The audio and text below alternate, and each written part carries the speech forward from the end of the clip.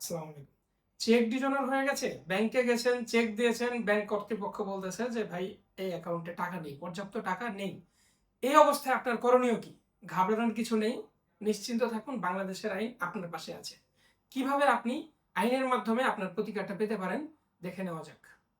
প্রথমে আপনি ব্যাংক থেকে চেক ডিজনারের একটা স্লিপ সংগ্রহ করে নিবেন। এরপরে ৩০ দিনের মধ্যে কোনো আইনজীবীর মাধ্যমে আপনি একটা লিগ্যাল নোটিশ পাঠাবেন সেই চেক দাতার কাছে।